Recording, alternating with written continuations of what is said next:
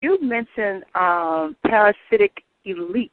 I mean, when I looked up parasitic, that didn't sound like anything pretty. What did you mean by that? I mean, well, it's interesting because only a percentage of the world is actually living off the rest of the labor of the world. The energy that we create as the bottom tier of the society is essentially what the top tier of society lives on. 99% of the top tier of the 1% don't do anything for the society. They essentially live off of the good graces, and because of television, because of the media apparatus that essentially deifies certain people who essentially are nothing more than humans, but you have to look like them, sound like them, act like them, they have essentially lived off of the life forces of the bottom tier of our humanity. And the parasitic elite are those who don't give anything.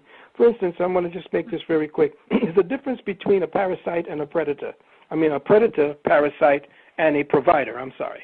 A predator-parasite is someone who lives off of the great good graces of others, what others provide, but gives nothing back to the community. Okay? The entertainers are one of those, but we build them up. Unless they're doing something for the society or going along to show the society something greater about themselves, then that's pretty much just parasites forwarding or feeding off of the reactions of the people. Now, you have something like the honeybee. The honeybee essentially creates its own tomorrow and essentially creates the tomorrow for the rest of humanity. Without the bee, there is no food chain. So the bee provides for us. The bee is something that is so necessary to our ecosystem, to our very living structure, to the very paradigm that we're in, that the bee now is not extolled over, say, the lion or the eagle. These are predators who essentially just snatch up bodies and eat of them. And they say, well, they're the ones who cut out the weak ones. No, the weak ones would die off because the strong of the animals, the strong animals would never mate with a weak animal. So the mentality that they teach you on, for instance, the Nature Channel, that the wolf and the lions are there to cut out the weak, that's because a predator is teaching you that. He by nature, who is the teacher, is a predator by nature. So he'll teach you that the predator has some kind of divine right or is somehow of majestic bearing, and not the noble and humble honeybee who essentially keeps us alive every day. Wow. Wow. What's your next question, Carla? One more question. Okay, one more question. Now, during the holidays, I noticed, again, that there weren't any black dolls. Now, when I brought this question, when I brought this to the awareness of my people, they thought I was just thinking about the fact that there was no black dolls, but I'm thinking about the whole totality of the mental genocide that they're doing in our children, our little girls. The fact that, they go into the stores, it's Christmas time, holiday time, we all, everybody's got their own thing about Christmas, but the fact that little children, our babies, going into the stores, when they're looking at the toys, they go directly to the toy aisles, and they don't see anything that mirrors them. They see all these bonny-haired, blue-eyed dolls, so it makes the little girl feel insecure, and it makes the little boys feel like the little white girl is the goddess. They don't think that we look pretty. Can you kind of expound on that a little bit, please? Well, it's interesting. Thanks, Carla. You're saying something that we definitely here, Dr. Nalani, my queen and I, we look at this every day. We scan the television, especially the children's channels. And if you look at the children's channel, there are no black superheroes.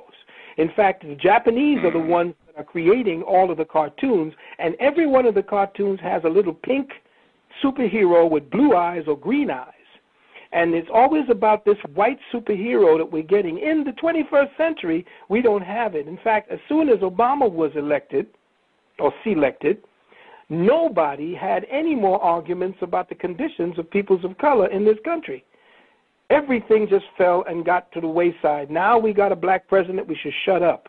We shouldn't say anything because we collectively, and this is the symbolism that's supposed to have been forwarded by his election, we now have achieved. Don't say anything.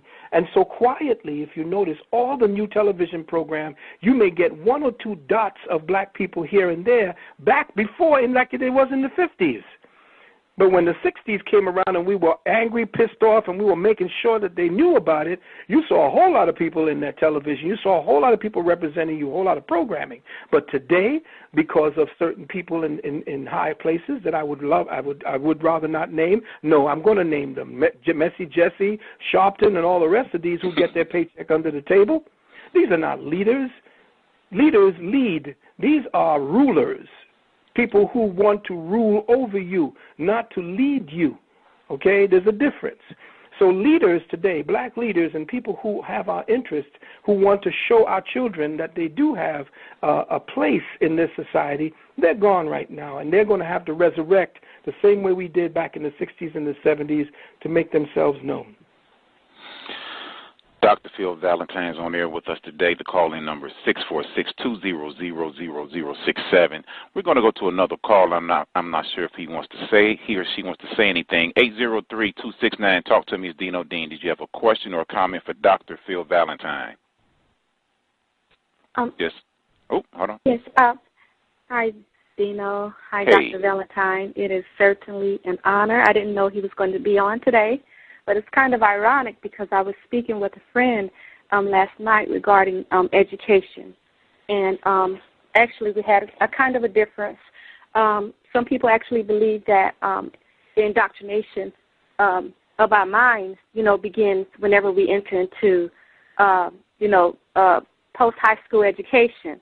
But it actually starts whenever the child enters into that public educational system, and I'm so glad he actually expounded on that. I mean, he actually offered a whole lot of information that I think a lot of people hear, and I think we're so separated by education that we cannot communicate simply because we have so many gripes against one another, making judgments about, if they're college educated, then they cannot connect with me on a certain level. So, I mean, we've all been, anybody who has been through the public school system has, in essence, been indoctrinated. And I'm just glad that you actually expounded on that, and that's all I have Well, to say. that's definitely it. And we have people like Wund, Hagel, and especially a man named Edward Lee Thorndike. He was the one who essentially administered the fatal dose of Wundian psychology into the bloodstream of the American education system. And he did so as one of Wund's proteges. In fact, he took his graduate courses at Harvard University under Wilhelm James Thorndike, and what happened was Thorndike was the one who began to initiate animal psychology.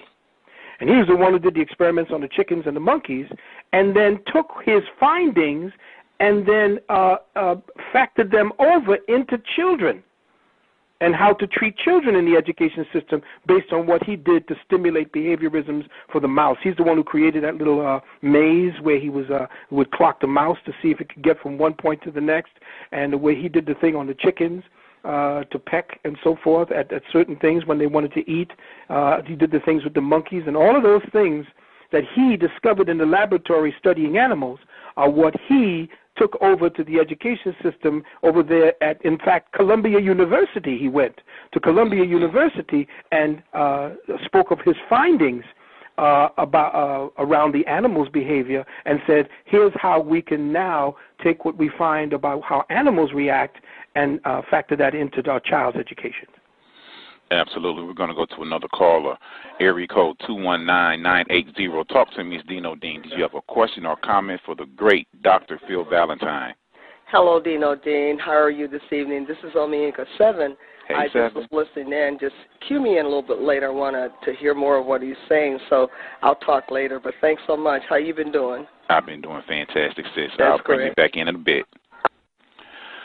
Brother Valentine, the lecture you did with Lockdown USA, there was a portion in the lecture in which you stated, now I'm going to blow your mind. And you did blow my mind when you gave this information. And you related that in the year 1895, there was an 8th grade final exam from Salina, Kansas, taken from the original document on file at the Smoky Valley Genealogical Society and Library in Salina, Kansas, and reprinted by the Salina Journal. If you don't mind me, dear brother, could I read a portion of what you stated in Lockdown USA?